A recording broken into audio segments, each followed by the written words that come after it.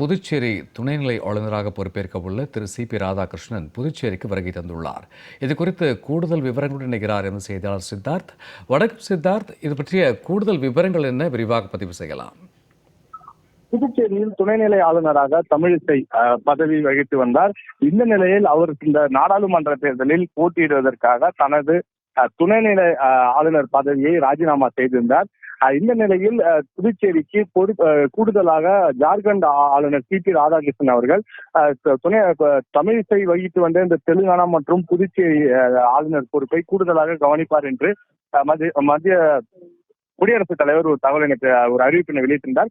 அதன்படி இன்று நேற்றைய தினம் தெலுங்கானாவில் பதவியேற்றுக் கொண்ட திரு சி.பி. ராதாகிருஷ்ணன் அவர்கள் இன்று விமானம் மூலம் புதுச்சேரி விமான நிலையம் வந்தடைந்தார். விமான நிலையம் வந்தடைந்த அவரை புதுச்சேரி முதலமைச்சர் ரங்கசாமி, சட்டப்பேரவைத் தலைவர் செல்வம் உள்ளிட்ட அமைச்சர்கள், சட்டமன்ற உறுப்பினர்கள், செயலர்கள், டிஜிபி உள்ளிட்டோர் பூங்கொடுத்து வரவேற்றனர். தொடர்ந்து விமான நிலையத்திலிருந்து ஆளுநர் மாளிகை வந்த அவருக்கு போலீஸ் சார்பில் மரியாதை செலுத்தப்பட்டது. தொடர்ந்து ஆளுநர் மாளிகைக்கு வந்த அவர் இன்று மாலை 7:30 மணி அளவில் இந்த புதுச்சேரி துணைநிலை ஆளுநராக பதவியேற்க உள்ளார். தொடர்ந்து பதவியேற்ற பிறகு அவர் தனது பணிகளை துணைநிலை ஆளுநர், அதாவது புதுச்சேரியின் துணைநிலை ஆளுநருக்கான பணிகளை தொடர்ந்து செய்ய உள்ளார். இந்த நிலையில் புதுச்சேரி வந்துள்ள அவர் நாளை முதல் புதுச்சேரியின் துணைநிலை ஆளுநராக பணி தொடர்வார்.